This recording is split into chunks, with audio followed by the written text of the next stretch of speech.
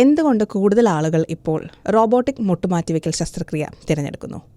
Thrissur Amala institute of medical സയൻസിലെ senior ortho and spine robotic surgeon doctor Scott Chacko John സംസാരിക്കുന്നു. ഏകദേശം 25 വർഷത്തോളം ഗവേഷണത്തിന് ശേഷം ആണ് ഈ ഓർത്തോ മാക്കോ റോബോട്ട് നിലവിൽ വന്നിരിക്കുന്നത്. കഴിഞ്ഞ 25 വർഷമായി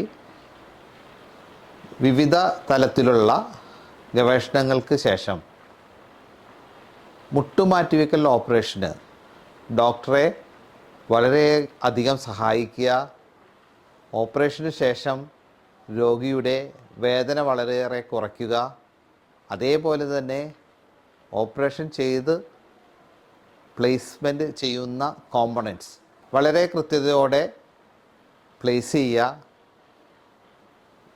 അതുപോലെ തന്നെ കൃത്യമായി പ്ലേസ് ചെയ്ത ഈ കോമ്പണൻറ്റ്സിന് കൂടുതൽ ലൈഫ് ലഭിക്കുക.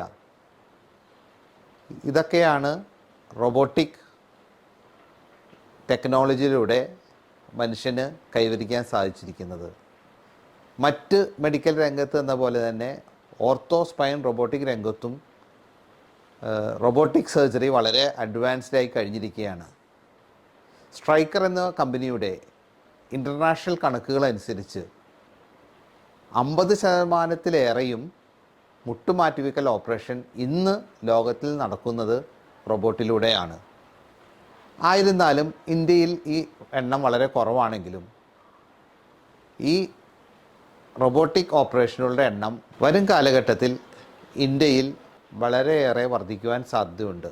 കാരണം പേഷ്യൻറ്റിന് ഇതുമൂലം ലഭിക്കുന്ന ഗുണങ്ങളും ഈ കോമ്പണൻറ്റ് പ്ലേസ്മെൻറ്റ്സിൻ്റെ ആക്യുറസിയും കോമ്പണൻറ്റ് പ്ലേസ്മെൻറ്റ് ലൈഫും ഇതിനെ രോഗികൾക്ക് കൂടുതൽ ആക്സെപ്റ്റബിളായി തീരുവാൻ സാധ്യതയുണ്ട്. റോബോട്ടിക് ഓർത്തോപെഡിക് സർജറിയാണ് മുട്ടുമാറ്റിവെക്കൽ ഓപ്പറേഷൻ്റെ ഭാവി.